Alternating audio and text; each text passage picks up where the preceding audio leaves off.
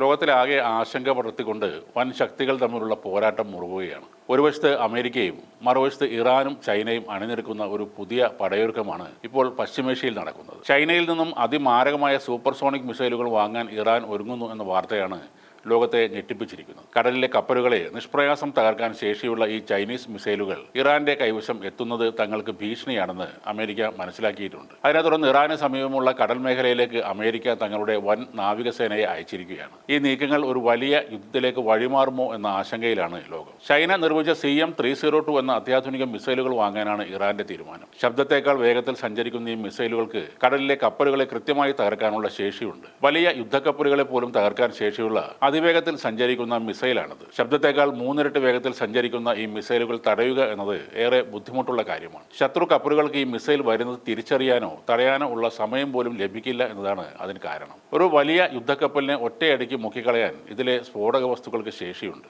Iran ഈ മിസൈലുകൾ സ്വന്തമാക്കുന്നത് തങ്ങളുടെ കപ്പലുകൾക്ക് ഭീഷണിയാണെന്ന് അമേരിക്ക കരുതുന്നു. അതിനെ തുടർന്ന് അമേരിക്ക തങ്ങളുടെ കൂടുതൽ നാവികസേനയെ ഇറാന് സമീപമുള്ള കടൽ മേഖലയിലേക്ക് അയച്ചിരിക്കുകയാണ്. ഇത് ആ മേഖലയിൽ ഒരു യുദ്ധസാധ്യതയെക്കുറിച്ചുള്ള ഭീതി വർദ്ധിപ്പിക്കുകയാണ്.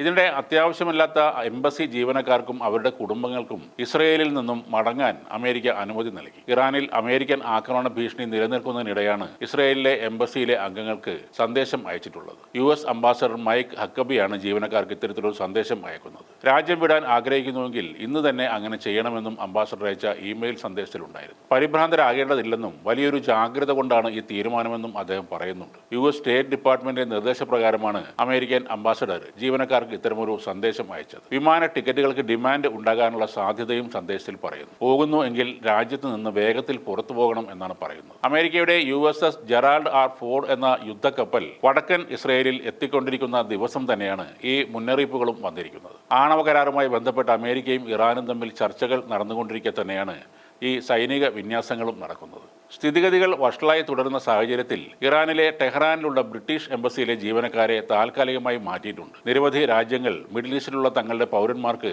മുന്നറിയിപ്പ് നൽകുകയും ചെയ്തിട്ടുണ്ട്. ഇന്ത്യക്കാരോട് ഇറാൻ വിട്ടു പോരാൻ കേന്ദ്ര സർക്കാർ നേരത്തെ തന്നെ ആവശ്യപ്പെട്ടിരുന്നു. കൂടാതെ ചൈനയും കാനഡയും തങ്ങളുടെ പൗരന്മാരോട് ഇറാൻ വിടാൻ ആവശ്യപ്പെട്ടു കഴിഞ്ഞു. അമേരിക്കയുമായി അത്ര നല്ല ബന്ധത്തിലല്ലാത്ത 2 രാജ്യങ്ങളാണ് ചൈനയും ഇറാനും. അതുകൊണ്ട് തന്നെ ശത്രുവിന്റെ ശത്രു മിത്രം എന്ന നയമാണ് ഇവിടെ നടപ്പാക്കുന്നത്. ഇതിലൂടെ ഇറാനിൽ നിന്ന് കുറഞ്ഞ നിരക്കിൽ എണ്ണ വാങ്ങാൻ ചൈനയ്ക്ക് സാധിക്കും. പകരം അവർ ഇറാന് സാങ്കേതിക വിദ്യയും ആയുധങ്ങളും നൽകുന്നു. ഏഷ്യയിലും മിഡിൽ ഈസ്റ്റിലും അമേരിക്കയുടെ സ്വാധീനം കുറച്ച് സ്വന്തം കരുത്ത് തെളിയിക്കാൻ ചൈന ഈ ബന്ധത്തെ ഉപയോഗിക്കുകയാണ്. ചൈന നൽകുന്ന ആയുധങ്ങൾ ഇറാനെ കൂടുതൽ ശക്തരാക്കി മാറ്റുകയാണ്. എന്നാൽ അത് തടയാൻ അമേരിക്ക നടത്തുന്ന നീക്കങ്ങൾ ലോകത്തെ മറ്റൊരു യുദ്ധത്തിലേക്ക് വലിച്ചിടുമോ എന്നാണ് എല്ലാവരും ഉറ്റുനോക്കുന്നത്.